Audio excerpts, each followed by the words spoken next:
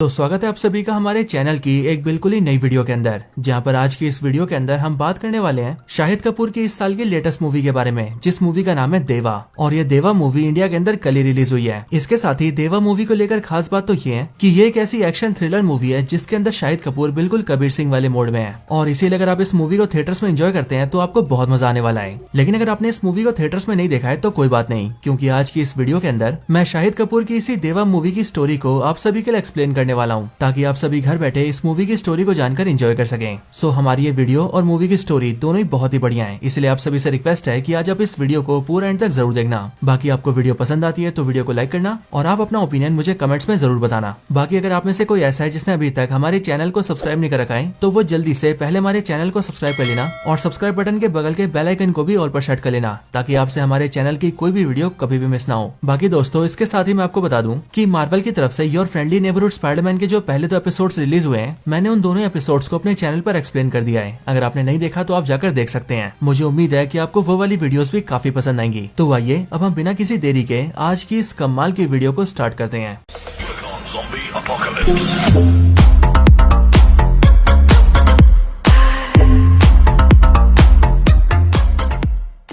तो इस मूवी की स्टार्टिंग होती है शाहिद कपूर से, और मूवी की स्टार्टिंग में हमें पता लगता है कि मूवी के अंदर शाहिद कपूर का नाम होता है देव आमरे, और शाहिद कपूर यानी कि देव आमरे एक पुलिस ऑफिसर होता है और मुंबई पुलिस के अंदर इसके इंस्पेक्टर की रैंक होती है। और मूवी के पहले सीन में हम ये देखते हैं कि शाहिद कपूर यानी कि देव आमरे अपनी बाइक को ड्राइव करते हुए रोड पर जा रहा होता है। बाइक चलाते हुए देव अपने फ्रेंड को फोन करता है, जिस फ्रेंड का नाम होता है फरहान। और फरहान को फोन करके देव उससे कहता है कि वो जिस केस के ऊपर काम कर रहा है उस केस में खूनी कौन है वो ये जान चुका है, और वो फरहान को उस खूनी का नाम बताना चाहता है। लेकिन यहाँ पर हम ये देखते हैं कि जैसे देव आमरे फरहान को उस किलर का नाम बताता, उससे पहले देव की बाइक का बैलेंस बिगड़ जाता है और उसकी बाइक का एक्सीडेंट हो जाता है। और एक्सीडेंट में देव के सर पर गहरी चोट लग जाती है। एक्सीडेंट देखकर वहाँ पर जल्दी से एम्बुलेंस आती है और देव को जल्दी से हॉस्पिटल ले जाया जाता है। हॉस्पिटल के अंदर देव का इलाज होता है और फिर वहीं पर ही हम ये देखते हैं कि देव ने कुछ टाइम पहले अपने जिस फरहान दोस्त से बात की होती है वो फरहान वहाँ पर उससे मिलने आता है। और वहाँ हम ये जानते हैं कि देव का दोस्त फरहान भी एक पुलिस ऑफिसर है और पुलिस में उसकी रैंक एक डीसीपी की है। साथ ही साथ वहाँ पर देव से मिलने उसकी बहन भी आती है, जिसका नाम होता है अलका। और हम यहीं पर ये भी जानते हैं कि जो फरहान है वो उसकी बहन का पति है, जिसका मतलब फरहान देव का दोस्त तो है ही, बट उसके साथ ही वो उसका जीजा भी है। हॉस्पिटल में इलाज के बाद जैसे देव को होश आता है वैसे फरहान उससे मिलने आता है। लेकिन जब फरहान उससे बात करता है और उससे किलर के बारे में पूछता है तब देव उससे कहता है कि उसे किसी भी चीज के बारे में कुछ भी याद नहीं है। यहाँ तक कि देव को तो ये भी याद नहीं होता कि फरहान कौन है, और उसे ये भी याद नहीं होता कि वो खुद कौन है। असल में दोस्तों, एक्सीडेंट में जब देव के सर पे चोट लगी होती है तब उसी चोट की वजह से देव सारी चीजें भूल गया होता है, यानी कि देव की याददाश्त चली गई होती है। अब ये जानते जो फरहान होता है वो जल्दी से देव के डॉक्टर से बात करता है और वो देव के डॉक्टर से बोलता है कि वो देव की इस हालत के बारे में और किसी को ना बताए, यानी कि देव की याददाश्त चली गई है, इस बारे में सिर्फ फरहान और डॉक्टर को ही पता होना चाहिए। अब इसके बाद ही फरहान देव को अपनी गाड़ी में बिठाता है और उसे वहाँ से ले जाता है। रास्ते में ही फरहान देव को चीजें याद दिलाने के लिए उसे स्टोरी समझाता है और वो उसे उस केस के बारे में बताता है जिस केस पर वो काम कर रहा था। अब इसके बाद ही स्टोरी स्टार्ट होती है और ये कहानी शुरू होती है कुछ महीने पहले से। आज से कुछ महीने पहले हम ये देखते हैं कि शाहिद कपूर यानी कि देव आमरे एक पुलिस ऑफिसर है, और जैसा कि हमने ट्रेलर में भी देखा है बिल्कुल वैसे ही वो कबीर सिंह टाइप का एक ऑफिसर है, यानी कि बहुत ज्यादा एंग्री और ब्रूटल। साथ ही साथ वो चेन स्मोकर भी है और वो ड्रिंकिंग भी करता है। लेकिन इन सबसे हटकर वो एक ऑनेस्ट और ईमानदार ऑफिसर है जो कि अपने केसेस को भी काफी अच्छे से सॉल्व करता है। हम यहाँ पर ही देव के दोस्त फरहान को भी देखते हैं जो कि डीसीपी ऑफिसर है, और देव आमरे फरहान से अपनी बहन अलका की शादी करवा देता है, जिसके बाद ही फरहान देव का जीजा बन जाता है। यही देव की बहन अलका की शादी में हम एक कांस्टेबल को भी देखते हैं जो कि फरहान और देव के डिपार्टमेंट का ही होता है। बट ये जो कांस्टेबल होता है उसकी बेटी होती है पूजा हेगड़े, जिसका मूवी में नाम होता है दिया, और ये दिया भी इस पार्टी में आई होती है। और इसीलिए हम ये देखते हैं कि जब देव दिया को देखता है तब उसे दिया काफी पसंद आती है एंड इसीलिए वो उससे काफी बातें करता है और फिर धीरे धीरे करके उन दोनों की दोस्ती हो जाती है। अब दोस्तों, इसके बाद हम ये देखते हैं कि मूवी के अंदर देव का फरहान की तरह एक और दोस्त होता है जिसका नाम होता है रोहन, और रोहन भी देव और फरहान की तरह एक पुलिस ऑफिसर होता है। लेकिन देव अपनी बहन की शादी में नोटिस करता है कि रोहन उसकी बहन की शादी में प्रेजेंट नहीं है, और इसीलिए वो अपने दोस्त रोहन से मिलने के लिए वहाँ पर जाता है जहाँ पर रोहन की ड्यूटी लगी होती है। अगले सीन में हम सीधा रोहन को देखते हैं जो कि इस टाइम पर एक नाकाबंदी में ड्यूटी कर रहा होता है, और इस नाकाबंदी के अंदर वो गाड़ियों की चेकिंग कर रहा होता है। लेकिन चेकिंग के दौरान ही वहाँ पर एक मिनिस्टर की गाड़ी आती है, और जब रोहन उस मिनिस्टर की गाड़ी चेक करने की कोशिश करता है तब वो मिनिस्टर रोहन को ऐसा करने से रोक देता है और वो रोहन की काफी बेइज्जती करता है। एंड वो रोहन से ये भी कहता है कि अगर उसे उसकी गाड़ी की तलाशी लेनी है तो वो उस मिनिस्टर के घर आए और वहाँ से चाबी लेकर जाए। और फिर ये सब बोलने के बाद ही वो मिनिस्टर अपने लोगों के साथ वहाँ से चला जाता है। हालांकि इसी टाइम पर हम ये देखते हैं कि वहाँ पर देव पहुंच चुका होता है, और उस मिनिस्टर ने रोहन से जो बदतमीजी में बोला होता है वो सारी चीजें देव देख लेता है। इसीलिए एज ऑफकोर्स ये सारी चीजें देखकर कबीर सिंह को यानी कि देव आमरे को बहुत गुस्सा आता है। सो इसीलिए वो सिंपली अपने दोस्त रोहन को अपनी बाइक पे बिठाता है और उसे लेकर सीधा उस मिनिस्टर के घर जाता है। मिनिस्टर के घर पहुंच के देव उसके सारे गुंडों को पीट देता है और फिर उसके बाद वो उस मिनिस्टर को भी वार्निंग देके उसकी गाड़ी की चाबी लेके गाड़ी ले आता है एंड उसकी गाड़ी को पुलिस स्टेशन में सीज कर देता है। एंड दोस्तों इस वाले सीन से हमें पता लगता है कि देव अपने दोस्त रोहन से काफी प्यार करता है। साथ ही साथ दोस्तों हम ये भी जानते हैं कि जो रोहन है वो भी देव की काफी इज्जत करता है। यहाँ तक कि जो रोहन है वो पुलिस ऑफिसर भी इसीलिए बना होता है क्योंकि उसे देव से इंस्पिरेशन मिली होती है एंड इसीलिए वो हमेशा ही देव की तरह ऑफिसर बनना चाहता है, यानी कि बिल्कुल ऑनेस्ट और गुंडों को सीधा करके रखने वाला। अब दोस्तों इन सारी चीजों के बाद ही हम ये देखते हैं कि मुंबई शहर के अंदर एक काफी बड़ा क्रिमिनल होता है जिसका नाम होता है प्रभात जाधव। और इस प्रभात जाधव ने मुंबई शहर के अंदर काफी लोगों को जान से मारा होता है और इसीलिए पूरी मुंबई पुलिस उसे ढूंढ रही होती है ताकि वो लोग उसे अरेस्ट कर सके। लेकिन दोस्तों यहाँ हम ये देखते हैं कि पुलिस जितनी बार भी उसे पकड़ने की कोशिश करती है उतनी बार ही वो पुलिस से बच के भाग जाता है और देखने में ऐसा लगता है कि जैसे प्रभात जाधव को पहले से ही पता हो कि पुलिस उसे पकड़ने आ रही है। अब इसके बाद पुलिस एक बार फिर से टीम बनाती है और प्रभात जाधव को पकड़ने जाती है, लेकिन हर बार की तरह इस बार भी वो जान जाता है कि पुलिस उसे पकड़ने आई है एंड इसीलिए वो अपने अड्डे से पहले भाग जाता है। लेकिन इस बार जाने से पहले वो अपने अड्डे पर एक बॉम्ब को इम्प्लांट करता है, जिसके बाद जैसी वहाँ पर पुलिस आती है वैसी बॉम्ब ब्लास्ट होता है और बॉम्ब ब्लास्ट होने की वजह से कई पुलिस ऑफिसर मारे जाते हैं और काफी सारे घायल हो जाते हैं। अब ये बात जैसी देव आमरे को पता लगती है वैसी वो बहुत ज्यादा गुस्सा होता है, साथ ही साथ उसे दुख भी होता है क्योंकि उसके डिपार्टमेंट के काफी सारे पुलिस ऑफिसर मारे गए हैं और काफी सारे घायल हैं। इन सब के साथ ही पूजा हेगड़े यानी कि दिया के जो फादर थे वो भी एक कांस्टेबल थे और वो भी इस ऑपरेशन के अंदर घायल हो जाते हैं और उनकी टांगे खराब हो जाती है और इसीलिए इस वजह से भी देव को बहुत ज्यादा गुस्सा आता है एंड इसीलिए वो ये डिसाइड करता है कि अब वो प्रभात जाधव को छोड़ेगा नहीं। इसके बाद ही देव रोहन के साथ मिलकर एक टीम बनाता है और कई सारे पुलिस ऑफिसर्स को लेकर सीधा प्रभात जाधव को पकड़ने जाता है। और दोस्तों इस बार के ऑपरेशन में ऐसा लगता है कि प्रभात जाधव पुलिस के आने के बारे में जानता ही नहीं था एंड इसीलिए वो पुलिस से नहीं बच पाता और उसे पुलिस का सामना करना पड़ता है, जिसमें हम ये देखते हैं कि प्रभात जाधव और उसके कई सारे गुंडे पुलिस ऑफिसर्स के ऊपर हमला कर देते हैं। लेकिन पुलिस टीम उन सबको संभाल लेती है और जब प्रभात जाधव वहाँ से भागकर निकल रहा होता है तभी रोहन जाकर उसे घेर लेता है, बट वहाँ पर प्रभात जाधव रोहन को जान से मारने वाला होता है। बट वो ऐसा करता है कि उससे पहले वहाँ पर देव आता है और वो रोहन की जान बचाते हुए प्रभात जाधव के सर पे गोली मार देता है, जिसके बाद प्रभात जाधव की मौत हो जाती है। लेकिन दोस्तों जो देव है वो बाकी सारे पुलिस ऑफिसर से ये बोलता है कि प्रभात जाधव का एनकाउंटर उसने नहीं बल्कि रोहन ने किया है और देव ऐसा इसीलिए करता है ताकि जो रोहन के फादर है वो उसकी इज्जत करें, क्योंकि दोस्तों जो रोहन के फादर थे वो रोहन के पुलिस बनने से खुश नहीं थे और इसीलिए देव ये सोचता है कि जब इस बहादुरी के लिए रोहन को मेडल मिलेगा तब उसके फादर जरूर खुश होंगे। अब ये सब होने के बाद ही जो रोहन और देव होते हैं वो काफी खुश होते हैं और इसीलिए वो लोग साथ में मिलकर पार्टी भी करते हैं। फिर इसके बाद कई दिन बीत जाते हैं और फिर वो वाला दिन आता है जिस दिन प्रभात जाधव का एनकाउंटर करने के लिए रोहन को मेडल दिया जाएगा। इस इवेंट में रोहन को स्टेज पर बुलाया जाता है और उसे मेडल दिया जाता है और फिर मेडल लेने के बाद जो रोहन होता है वो माइक में अपने अवार्ड की स्पीच बोलता है। लेकिन दोस्तों रोहन जैसे अपनी स्पीच को स्टार्ट करता है वैसे हम ये देखते हैं कि कहीं दूर से एक बुलेट आती है और वो सीधा रोहन के हार्ट में घुस जाती है और फिर वो बुलेट रोहन की बॉडी को चीरते हुए सीधा रोहन की जान ले लेती है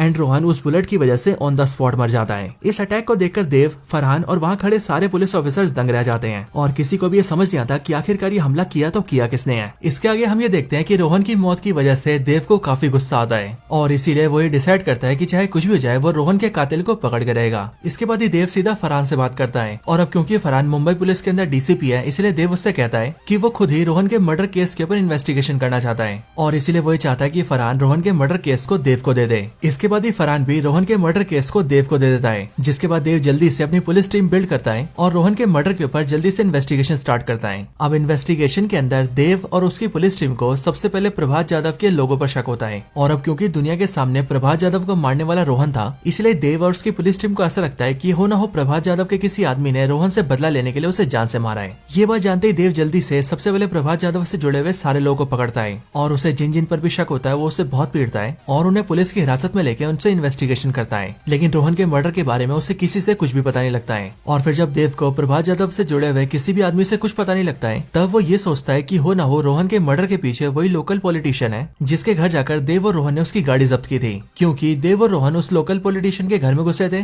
देव ने उसके सारे गुंडों को पीटा था, उस पॉलिटिशियन को बेइज्जत भी किया था और उसके घर से उसकी गाड़ी उठाकर पुलिस थाने में जब्त कर दिया था और शायद इन्हीं सारी चीजों से नाराज होकर उस पॉलिटिशियन ने रोहन को मरवा दिया है ताकि वो उससे अपना बदला ले सके। अब ये सारी चीजें सोचने के बाद ही देव और उसकी पूरी टीम मिलकर उस लोकल पॉलिटिशियन के पास जाकर उससे इन्वेस्टिगेशन करते हैं, लेकिन पॉलिटिशियन से इन्वेस्टिगेट करके भी उन्हें कुछ पता नहीं लगता है। और अब जब देव को रोहन के मर्डर के बारे में कुछ भी समझ नहीं आ रहा होता है तभी एक दिन अचानक से देव को रोहन की एक गर्लफ्रेंड फोन करती है और रोहन की गर्लफ्रेंड का नाम होता है रेबेका और एक्चुअल में जो रोहन और रेबेका थे वो आपस में काफी प्यार करते थे और रोहन रेबेका से शादी भी करने वाला था, लेकिन शादी से पहले रोहन की मौत हो गई। अब यहाँ पर हम ये देखते हैं कि रेबेका जब देव को फोन करती है तब वो उसे मिलने के लिए एक होटल रूम में बुलाती है और रेबेका फोन पर देव से कहती है कि वो जल्दी से उससे मिलने आए क्योंकि उसे देव से रोहन के बारे में काफी जरूरी बात करनी है। साथ ही साथ उसे देव को रोहन से जुड़ी हुई एक चीज भी दिखानी है और रेबेका चाहती है कि उस चीज को देव जरूर देखे। अब दोस्तों फोन पे सारी बातें सुनने के बाद ही देव सीधा रेबेका से मिलने होटल रूम में जाता है लेकिन वहाँ उन दोनों के बीच क्या बातें होती है हमें वो नहीं दिखाया जाता, और इसीलिए हमें सीधा उसके बाद का सीन दिखाया जाता है, जिस सीन में हम ये देखते हैं कि रोहन रोड पर अपनी बाइक ड्राइव कर रहा होता है। और दोस्तों ये वही वाला सीन होता है जो कि हमने मूवी की स्टार्टिंग में देखा था, यानी कि यहाँ पर बाइक ड्राइव करते हुए रोहन फरहान को फोन करता है और वो फोन पर फरहान से कहता है कि रोहन के मर्डर के बारे में वो जान चुका है, लेकिन एज ऑफ कोर्स उसी टाइम पर देव का एक्सीडेंट हो जाता है। अब दोस्तों यहाँ पर ये स्टोरी एंड होती है, क्योंकि अगर आपको याद हो तो ये सारी बातें फरहान देव को बता रहा है ताकि देव को पुरानी बातें याद आ सके।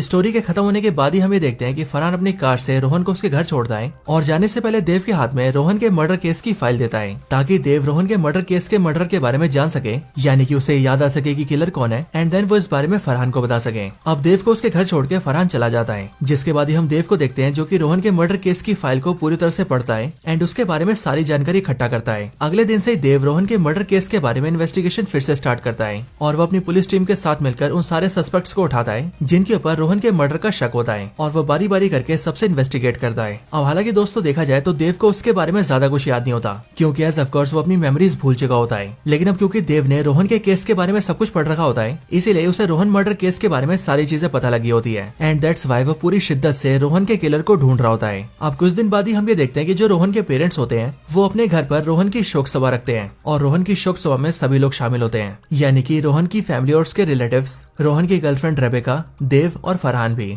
अब इस शोक सभा के अंदर हम ये देखते हैं कि जो रोहन की गर्लफ्रेंड रेबेका होती है वो देव से अकेले में बातचीत करने आती है, और बात करते हुए वो देव से थैंक यू बोलती है। वो देव से कहती है तुम्हारा बहुत बहुत शुक्रिया कि तुमने हमारी बात को सीक्रेट रखा, और मुझे इस बात की भी खुशी है कि मैंने होटल रूम के अंदर तुम्हें जो भी दिखाया था तुमने उस बारे में भी किसी को नहीं बताया है। अब दोस्तों होटल रूम के अंदर देव और रेबेका के बीच क्या बातें हुई थी और रेबेका ने देव को क्या दिखाया था हमें वो सीन नहीं दिखाया गया था। साथ ही साथ देव की भी मेमोरी जा चुकी है, इसीलिए देव को भी ये बिल्कुल याद नहीं होता कि होटल रूम के अंदर उसकी रेबेका से क्या बातचीत हुई है। बट तब भी देव इस बारे में सोचने लगता है, लेकिन जब उसे कुछ भी याद नहीं आता तब अगले दिन वो सीधा रेबेका से मिलने जाता है। रेबेका से मिलकर वो उससे सारी बातचीत पूछता है और वो उससे पूछता है कि आखिरकार उसने उस दिन उसे क्या दिखाया था। इसके बाद ही रेबेका देव को एक वीडियो दिखाती है, और वो वीडियो दिखाते हुए रेबेका उससे कहती है कि मैंने ये वीडियो तुम्हें उस दिन भी दिखाया था। लेकिन अब देव को उस दिन का कुछ भी याद नहीं था, इसीलिए वो यहाँ पर वीडियो को ध्यान से देखता है। अब दोस्तों इस वीडियो को देखकर हमें पता लगता है कि ये वाली वीडियो असल में रोहन और रेबेका की वीडियो कॉल की रिकॉर्डिंग होती है, और जिस वाले दिन रोहन को गोली लगी थी ये वाली वीडियो उसके एक दिन पहले की होती है। इस वीडियो कॉल के अंदर हम ये देखते हैं कि जो रोहन होता है वो रेबेका से अगले दिन के अवार्ड सेरेमनी की बात कर रहा होता है, लेकिन यहाँ बातचीत में वो रेबेका से देव की बात भी करता है, और वो बातों में रेबेका को ये बताता है कि देव से गलती हुई है। और यहाँ पर बातचीत में वो रेबेका को ये बताता है कि असल में प्रभात यादव को उसने नहीं बल्कि देव ने मारा है, और इसीलिए जब कल के दिन उसे अवार्ड मिलेगा तो वो उस अवार्ड को सीधा देव को दे देगा। साथ ही साथ वो बातचीत में रेबेका को ये भी बताता है कि उसके दोस्त देव से गलती हुई है, लेकिन वो उस गलती के लिए भी कल देव को माफ कर देगा, और वो अपने दोस्त देव को एक मौका देगा ताकि वो अपने आप को सुधार सके,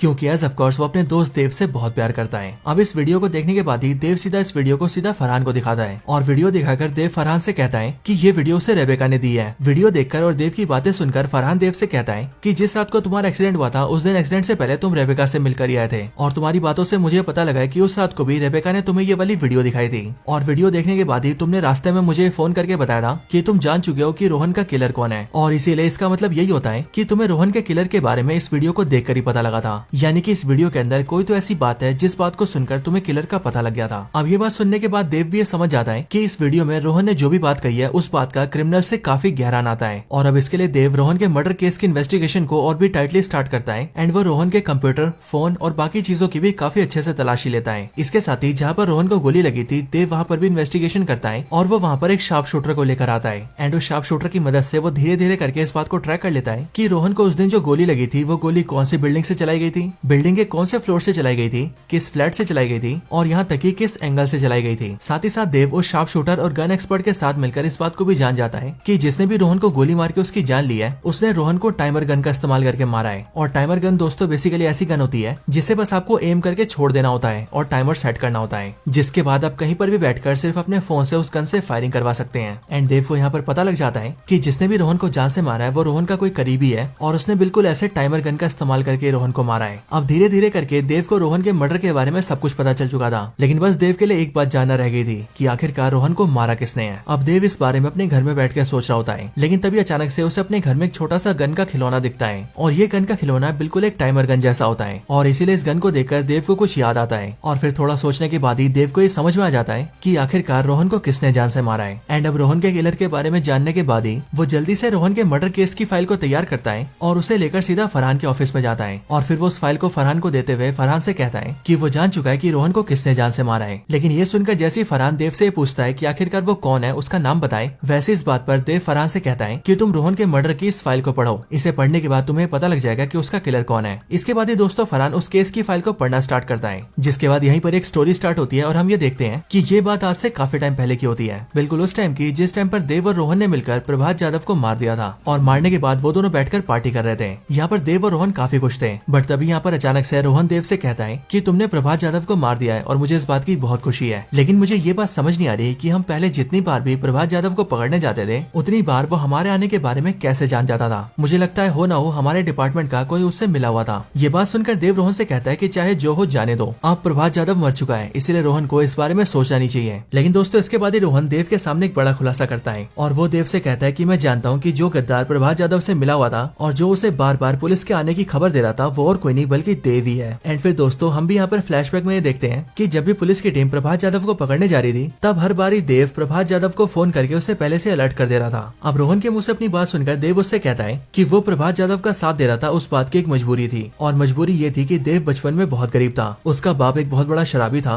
जो कि कोई काम नहीं करता था, साथ ही साथ वो उसे और उसकी फैमिली को मारता भी था। और एक बार तो देव के फादर ने शराब पी के उसे इतना मारा कि देव के पैर ही टूट गए और उसे हॉस्पिटल में इलाज कराने अकेले जाना पड़ा। लेकिन कमाल की बात तो ये थी कि अपना इलाज कराने के लिए भी उसके पास पैसे नहीं थे। बट उस टाइम पर उसकी मुलाकात प्रभात यादव से हुई और उसने उस टाइम पर देव की हालत देखकर उसका पूरा इलाज करवाया एंड उसने उसके बाद से देव और उसकी फैमिली की मदद भी की, जिस वजह से देव के ऊपर प्रभात यादव के कई सारे एहसान थे और इसीलिए इसके बदले में वो प्रभात यादव को पुलिस से बचाया करता था। लेकिन एक बार प्रभात यादव ने हद पार कर दी, क्योंकि जब पुलिस की टीम उसे पकड़ने गई तब वो वहाँ से भाग तो गया, बट उसने जाने से पहले बॉम्ब ब्लास्ट करके हमारे बहुत सारे पुलिस ऑफिसर्स को मार दिया और कईयों को बुरी तरह से घायल कर दिया। और फिर इसीलिए उस दिन के बाद से मैंने उसे पुलिस की टिप देना बंद कर दिया एंड अपने मन में ठान लिया कि अब मैं उसे जान से मार दूंगा। और फिर इसीलिए उसके बाद मैं तुम्हारे साथ उसके एनकाउंटर पर गया एंड मैंने उसे जान से मार दिया। ये सब बताने के बाद ही देव रोहन से कहता है कि अब प्रभात यादव मर चुका है और कल तुम्हें उसका गोल्ड मेडल मिलेगा, इसलिए अब तुम भी पुरानी बातें भूल जाओ और नई लाइफ स्टार्ट करो। लेकिन दोस्तों यहाँ पर रोहन देव से कहता है कि वो ईमानदार ऑफिसर है और इसीलिए वो ये समझता है कि देव ने जो भी किया वो गलत किया। एंड अब इसीलिए इसके आगे रोहन देव से कहता है कि अब जब कल के दिन उसे अवार्ड मिलेगा तब वो उसी दिन सबके सामने ये बताएगा कि उसका दोस्त देव प्रभात यादव से मिला हुआ था।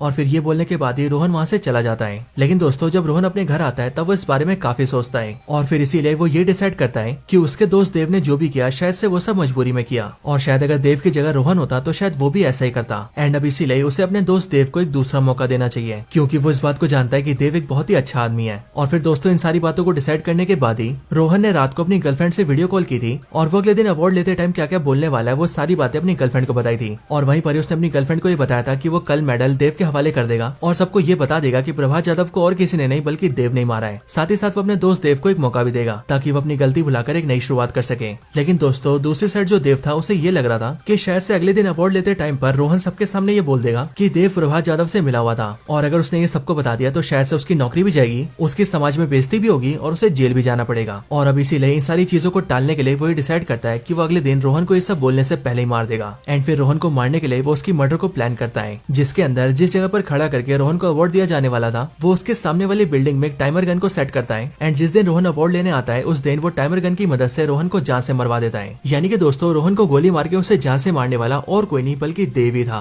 बट दोस्तों ये सब करने के बाद जब वो रेबेका से होटल रूम के अंदर मिला और उसने रोहन की वीडियो कॉल के अंदर उसकी वो सारी बातें सुनी, तब उसे एहसास हुआ कि उसने जो भी कुछ किया वो बहुत गलत किया और इसीलिए उसे रोहन को मारने का बहुत अफसोस हुआ। एंड दैट्स व्हाई उसने फरहान को फोन किया और उसके सामने अपने जुर्म को कबूल करने की कोशिश की। लेकिन दोस्तों देव की बात खत्म होने से पहले उसकी बाइक एक्सीडेंट हो गया और एक्सीडेंट की वजह से उसकी मेमोरी चली गई, जिसके बाद ये सारी चीजें घूम फिर के इस तरह से सामने आई। अब दोस्तों ये कहानी भी खत्म होती है और हम ये देखते हैं कि फरहान रोहन के मर्डर केस की फाइल को पूरी तरह से पढ़ लेता है और उसे ये सारी बातें पता चल चुकी होती हैं। और फिर इसीलिए इसके बाद ही फरहान देव को हिरासत में लेता है एंड देन फिर उसके बाद हम ये देखते हैं कि देव ने जो भी कुछ किया उसके लिए उसे सजा मिल जाती है और अपनी सजा भुगतने के लिए वो जेल जाता है। बट फिर उसके जेल जाने के बाद ही ये मूवी खत्म हो जाती है। तो दोस्तों यही थी वीडियो देवा मूवी की स्टोरी के ऊपर। आपको वीडियो पसंद आई हो या फिर मूवी की स्टोरी अच्छी लगी हो तो आप इस वीडियो को लाइक जरूर करना और मुझे कमेंट्स में इस बारे में जरूर बताना। और जिन्होंने चैनल सब्सक्राइब नहीं करा वो जल्दी से चैनल को सब्सक्राइब कर लेना और हमारी लेटेस्ट वीडियोस को टाइम से देखने के लिए सब्सक्राइब बटन के बगल के बेल आइकन को भी ऑल पर सेट कर लेना। एंड अगर आपको ऐसी और भी कमाल की वीडियोस देखनी हो तो उसके लिए आप सभी हमारे चैनल को चेकआउट कर सकते हैं। मुझे उम्मीद है कि आपको हमारे चैनल की सारी वीडियोस बहुत पसंद आएंगी। तो बस आज की इस वीडियो को यहीं पर एंड करते हैं। मैं मिलता हूँ आपसे ऐसी किसी और बेहतरीन वीडियो में, तब तक के लिए गुड बाय।